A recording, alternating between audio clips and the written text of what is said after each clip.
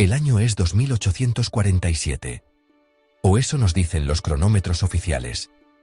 Aquí, en el borde escarpado del espacio explorado, el tiempo es una bestia completamente diferente. Se estira y se comprime con los largos y silenciosos viajes entre sistemas estelares. No se mide en días o años, sino en misiones completadas y compañeros perdidos. La humanidad había alcanzado las estrellas, una ambición grandiosa y noble nacida de una tierra moribunda.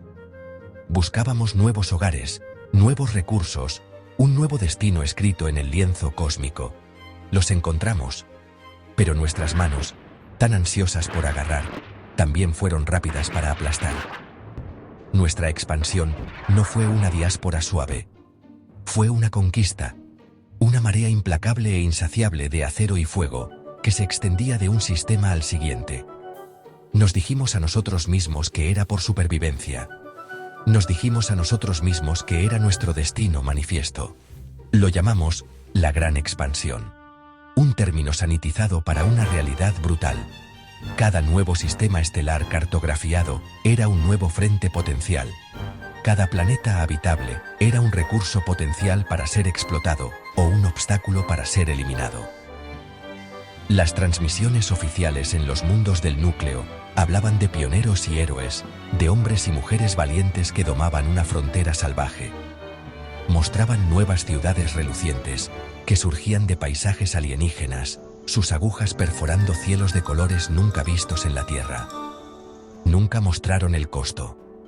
Nunca mostraron el humo, los cráteres, los mundos silenciosos y vacíos que dejábamos a nuestro paso. La guerra con los Vorgan fue solo el último capítulo de una larga y sangrienta historia. Una historia que estábamos escribiendo con las vidas de soldados como yo, un planeta desolado a la vez. La guerra se había convertido en una constante, un zumbido de fondo en la experiencia humana.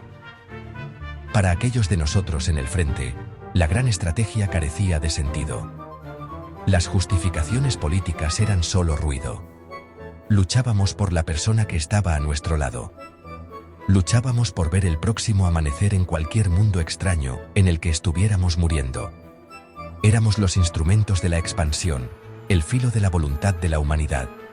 Se nos dijo que estábamos defendiendo nuestra especie, asegurando un futuro para las generaciones venideras. Pero a medida que nos movíamos de un mundo quemado a otro, una duda creciente comenzó a pudrirse en los momentos de tranquilidad. ¿Qué tipo de futuro estábamos construyendo? ¿Un futuro construido sobre una base de huesos y cenizas? ¿Un futuro donde la humanidad era la única soberana en una galaxia de fantasmas? La guerra tenía su propio impulso ahora, un motor que se alimentaba de mundos y vidas, y nadie parecía recordar cómo apagarlo. La máquina de propaganda era implacable. Pintaba a nuestros enemigos como monstruos, como bestias irracionales que se interponían en el camino del progreso. Era más fácil así. Siempre es más fácil matar a un monstruo que matar a un ser sintiente que defiende su hogar. Los Vorgan eran los últimos monstruos en este espectáculo de horror galáctico. Eran insectoides, alienígenas y absolutamente reacios a ceder. Lucharon con una desesperación que no habíamos encontrado antes. Lucharon como si no tuvieran nada que perder, porque para ellos era la verdad. Eran la última resistencia significativa al dominio total de la humanidad en este brazo galáctico, y así, todo el poder de la maquinaria de guerra humana se puso en marcha contra su último bastión, una roca desolada llamada Vorgat 7. El año era 2847, y la guerra parecía que nunca terminaría. Antes de los Vorgan, estaban los Cathar, una especie basada en silicio de inmensa inteligencia y belleza cristalina. Sus ciudades eran obras de arte, crecidas desde la propia corteza de su planeta. Queríamos los minerales raros debajo de sus bosques cristalinos. No preguntamos, tomamos. Cuando se resistieron, destrozamos sus ciudades con bombardeos orbitales hasta que su mundo no fue más que un campo brillante de polvo y arrepentimiento. He caminado sobre la superficie de Ktar Prime. He visto la luz fantasmal de sus soles gemelos refractarse a través de los restos pulverizados de una civilización. El silencio allí es absoluto. Es el sonido de una especie borrada de la existencia, Un silencio que grita más fuerte que cualquier batalla. El registro oficial lo llama una adquisición exitosa de recursos. Nosotros lo llamamos el cristalizado. Luego estaban los gentiles Glimmerweavers de Cygnus X1. Eran seres etéreos que se comunicaban a través de patrones complejos de bioluminiscencia. Vivían en la atmósfera superior del gigante gaseoso, tejiendo intrincados nidos de vapor condensado y luz. Nuestras corporaciones vieron la atmósfera de su planeta como una fuente inigualable de gases exóticos para el combustible de las naves estelares. Los Glimmerweavers eran un inconveniente. Se desplegaron nuestros procesadores atmosféricos, máquinas gigantes diseñadas para recoger y refinar los gases. Fueron indiscriminados. Destrozaron los nidos de los Glimmerweavers, succionándolos junto con los valiosos recursos. Sus canciones de luz se desvanecieron una por una, hasta que los cielos de Cygnus Exivos 1 se oscurecieron. Extinguimos una sinfonía de luz por unos pocos parsecs más de combustible. La lista es larga, una letanía de pecados galácticos. Los anfibios Lumina de la nebulosa del Cangrejo, cuyas pozas de desove hervimos para instalar centrales geotérmicas. Los arbóreos Sylvans de Kepler 186f, cuyo bosque que abarcaba el mundo fue talado para obtener madera para construir nuestras naves coloniales. Cada especie era una nota única e irreemplazable en la canción cósmica. Los silenciamos, uno por uno. No éramos solo conquistadores, éramos una plaga. Consumíamos y destruíamos con una eficiencia aterradora. Lo justificamos todo en nombre del progreso, la seguridad y el hambre implacable y corrosiva de una especie en constante expansión.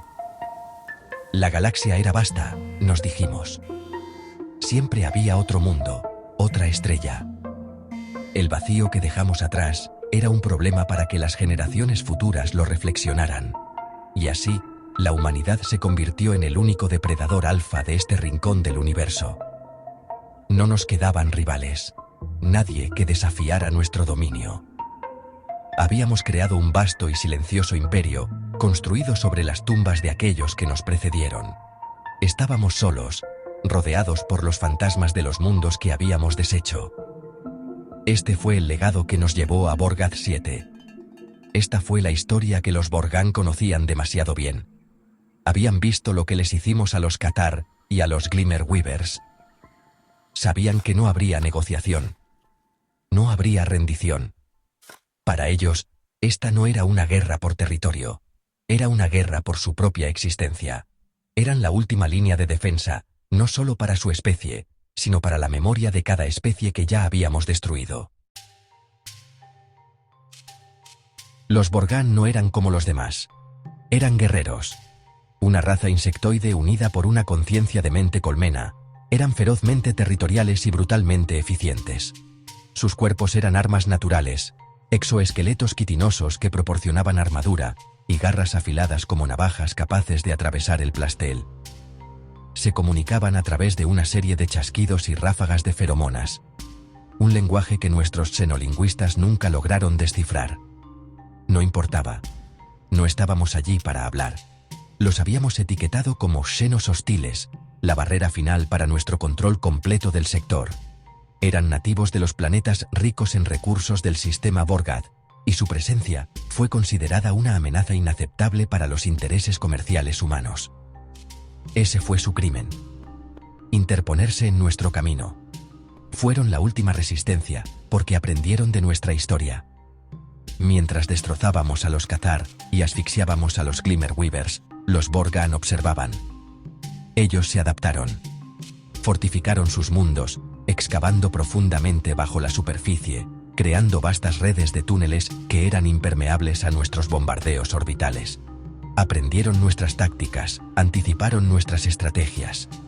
Lucharon con una ferocidad coordinada que detuvo nuestro avance durante años. Volvieron nuestros propios métodos contra nosotros, empleando tácticas de guerrilla, emboscadas y guerras de desgaste. Nos hicieron sangrar por cada centímetro de terreno que tomábamos.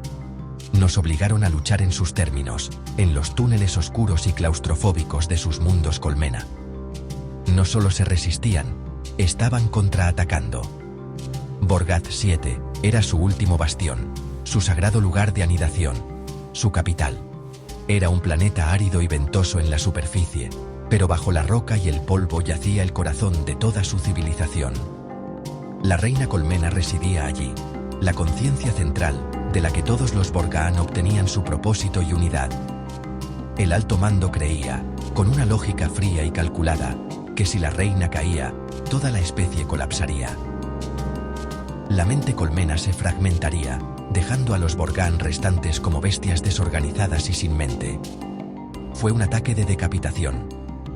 Un golpe único y decisivo para poner fin a una guerra prolongada y costosa.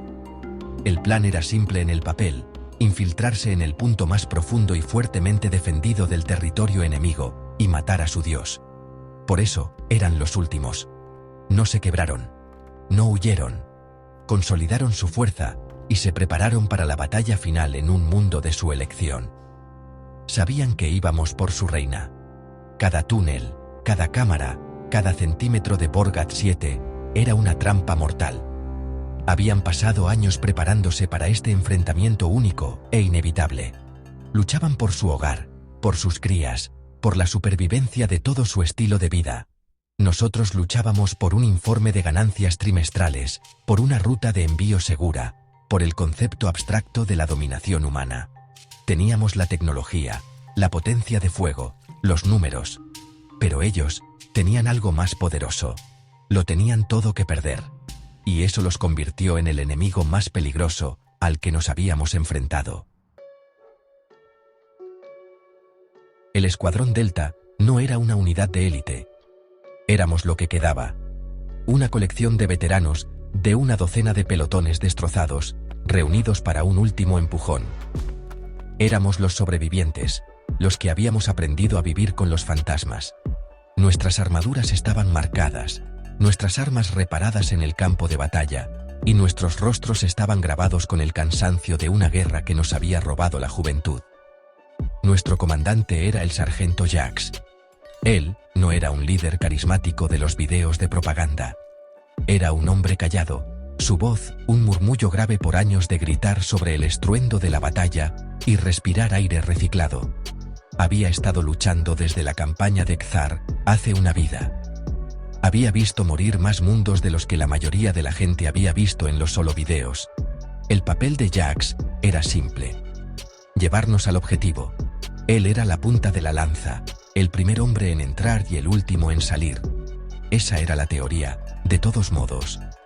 Para esta misión no había salida. Era un viaje de solo ida. Íbamos a ser lanzados en lo profundo detrás de las líneas enemigas, navegar por los túneles laberínticos de la colmena y entregar un dispositivo termonuclear táctico a la cámara de la reina. El alto mando lo llamó Operación Regicidio. Nosotros lo llamamos una misión suicida. Jax nunca usó tales palabras. Solo estudiaba los mapas holográficos, con el ceño fruncido por la concentración, trazando rutas a través del laberinto imposible. Planificó para cada contingencia, cada posible emboscada. Llevaba el peso de nuestras vidas sobre sus hombros y lo llevaba con una resolución sombría y silenciosa. Nuestra misión era crítica porque todas las demás estrategias habían fallado. Los bombardeos orbitales eran inútiles contra los túneles profundos. Los asaltos de infantería masiva habían sido catastróficos, convirtiendo las entradas exteriores de la colmena en cementerios de soldados humanos. Los altos mandos se habían impacientado. La guerra en Borgat 7 estaba costando demasiado, tanto en créditos como en apoyo público. Necesitaban una victoria, un final decisivo para el conflicto que pudieran vender al público. El Escuadrón Delta era su última y desesperada jugada. Éramos activos prescindibles, un pequeño precio a pagar por la subyugación de todo un sistema estelar. Éramos el ataque quirúrgico, destinado a tener éxito donde la fuerza bruta de los ejércitos había fallado. El destino de la guerra, nos dijeron, recaía sobre nuestros hombros.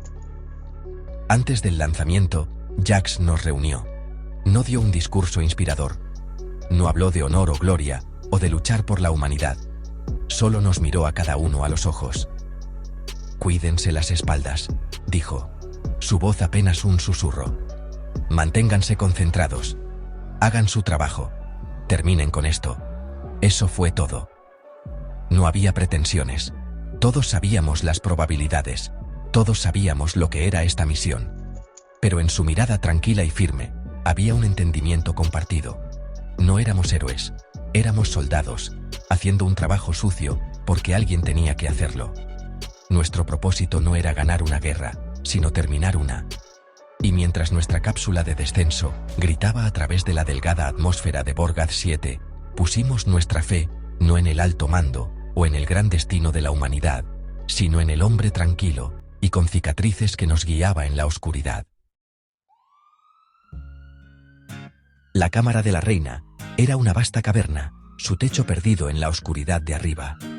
En el centro, suspendida por gruesos zarcillos orgánicos, estaba la reina misma. Era inmensa, una criatura grotesca y majestuosa, su abdomen hinchado palpitando con una suave luz interna.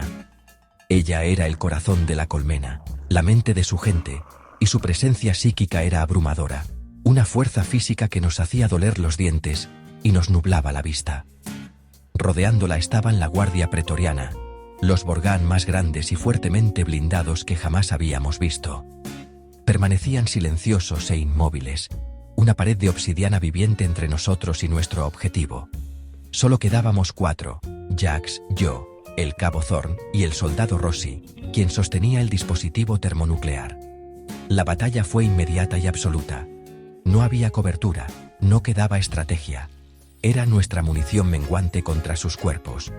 Los pretorianos cargaron, y la caverna estalló en una vorágine de luz y furia. Thorn cayó en los primeros segundos, empalado por las garras de 3 guardias a la vez. Rossi, un chico apenas salido del entrenamiento, se congeló de terror. Jax lo empujó detrás de una formación rocosa. «¡La carga, Rossi! ¡Arma la carga!», gritó Jax, su voz cortando el rugido psíquico. Jax y yo estábamos hombro con hombro, de espaldas a Rossi, disparando nuestros rifles hasta que los cañones brillaron. Estábamos ganando tiempo. Segundos. Eso era todo lo que teníamos. Era un gesto inútil, una última resistencia contra una marea insuperable. Un guardia pretoriano rompió mi línea de fuego, su enorme garra cortándome. Jax me empujó a un lado, recibiendo el golpe él mismo. La garra rasgó su armadura, una herida mortal. Cayó de rodillas, la sangre brotando de la herida en su costado. Miró a Rossi, quien todavía estaba torpemente con la secuencia de armado del detonador. Miró la pared de guardias que avanzaba, y tomó una decisión. El tipo de decisión que los soldados toman cuando todas las demás opciones han desaparecido. Con su último aliento de fuerza, se arrastró hacia Rossi, arrebató el dispositivo y lo armó él mismo. El temporizador comenzó su cuenta regresiva final. 30 segundos. Me miró. No era una orden, era una súplica. «Vete», jadeó. «Sal de aquí». Arrastré al aterrorizado Rossi de regreso hacia la entrada del túnel mientras Jax se ponía de pie, sosteniendo el dispositivo brillante. Los pretorianos restantes, sintiendo la amenaza, convergieron en él. No disparó su arma. Simplemente se quedó allí, un soldado destrozado sosteniendo la muerte de un mundo en sus manos. Miró a la reina, y por un momento pensé que no veía odio en sus ojos, sino una profunda tristeza. Un entendimiento compartido entre 2 guerreros al final de sus mundos. Empujé a Rossi al túnel justo cuando la caverna fue engullida en una esfera silenciosa y omnímoda de luz blanca. El grito psíquico en nuestras cabezas desapareció, reemplazado por un silencio ensordecedor y absoluto. El zumbido se había ido. La colmena estaba muerta. Jax se había ido. Nuestra evacuación fue un dron automático que nos recogió en la entrada del túnel. Rossi estaba catatónico. Yo estaba insensible. El vuelo de regreso a la nave nodriza Indomitable fue en silencio. El silencio de la colmena muerta, aún resonando en nuestros oídos. Cuando aterrizamos, no hubo bienvenida de héroes. Nos recibió un equipo de oficiales de interrogatorio y médicos. Llevaron a Rossi a la sala de psiquiatría. Me curaron mis heridas menores. Los oficiales me interrogaron durante horas. No estaban interesados en el sacrificio de Jax. No preguntaron por Miller, ni por Chen, ni por Thorn. Querían datos. recuentos de bajas, diseños de túneles, las capacidades defensivas de la reina. Nuestra supervivencia fue un dato inesperado. Nuestro testimonio, un recurso para ser registrado y archivado para futuras operaciones. El anuncio oficial llegó un día después, transmitido a través de toda la red humana. «Victoria en Vorgath 7», gritaba el titular. Un almirante de la flota condecorado, un hombre que nunca había pisado el planeta, apareció en pantalla, su rostro una máscara de orgullo solemne. Habló de la resiliencia de la humanidad, de nuestra brillantez estratégica. Habló de las bajas inevitables en términos amplios y estériles. Anunció que el sistema Vorgath estaba ahora seguro y abierto para el desarrollo colonial y comercial. La operación Regicidio fue aclamada como un éxito de libro, un triunfo de precisión quirúrgica. El sargento Jax y el resto del escuadrón Delta no fueron mencionados por su nombre. Éramos una estadística, incluida en las pérdidas aceptables de una campaña exitosa. Nuestro sacrificio fue enterrado bajo el peso de una victoria política. No hubo mención del holocausto ecológico que habíamos desatado. La muerte de la reina no solo mató a los guerreros, mató a toda la especie. Los drones, los trabajadores, los jóvenes en sus viveros, todos ellos colapsaron, sus mentes desconectadas de la colmena. Habíamos cometido un genocidio, la aniquilación completa y total de una especie inteligente. Pero esto no era parte de la narrativa de la victoria. Era un detalle inconveniente. El enfoque estaba en el futuro, las nuevas colonias, las operaciones mineras, la riqueza que fluiría de los ahora silenciosos mundos de los Vorgahan. El registro oficial mostraría una guerra justa ganada contra un enemigo monstruoso. La verdad desordenada, sangrienta y trágica, se archivó en un informe clasificado que nadie leería jamás. Recibí una condecoración estándar por conducta meritoria. Llegó como un archivo digital, impersonal y frío. Se sintió como un insulto. La familia de Jax, si le quedaba alguna, recibiría una notificación similar, junto con una pensión miserable. Su nombre sería grabado en un vasto muro digital de los caídos, uno entre millones. Un nombre sin historia, un sacrificio sin significado para nadie más que para el único hombre que lo presenció. La victoria se sentía vacía, una ceniza amarga en mi boca. Habíamos ganado. Habíamos asegurado el sistema. Habíamos terminado la guerra. Pero mientras estaba solo en la cubierta de observación, mirando la oscuridad salpicada de estrellas, no sentía orgullo, solo una profunda e inquebrantable sensación de pérdida. Habíamos ganado un nuevo sistema, pero habíamos perdido otra parte de nuestra alma. La guerra con los Vorgahan había terminado, pero la guerra misma, la gran expansión, continuó. La Indomable fue rearmada, reabastecida y recibió nuevas órdenes. Un nuevo sistema estelar había sido explorado al otro lado de la nebulosa de la serpiente. Los escaneos preliminares mostraban mundos ricos en recursos y, por supuesto, signos de vida indígena. El ciclo estaba comenzando de nuevo. La máquina de propaganda ya estaba cobrando vida, creando nuevas narrativas, pintando nuevos monstruos. La victoria en Vorgath 7 fue utilizada como un grito de guerra, un testimonio del poder y la resolución humanos. Era la prueba de que nuestro destino manifiesto era justo, que ningún obstáculo podía interponerse en el camino de nuestro progreso. La máquina se alimentaba de la victoria, y siempre tenía hambre. El recuerdo del sargento Jax se desvaneció. Se convirtió en un fantasma, como los mundos silenciosos que dejamos atrás. Los soldados que reemplazaron a Miller, Chen y Thorne eran jóvenes. Sus ojos aún conservaban un destello del fuego patriótico que hacía tiempo se había extinguido en los míos. Hablaban de gloria y aventura. Habían visto el discurso del almirante. Creían en la causa. No sabían el precio del suelo que pisaban, el precio que Jax había pagado.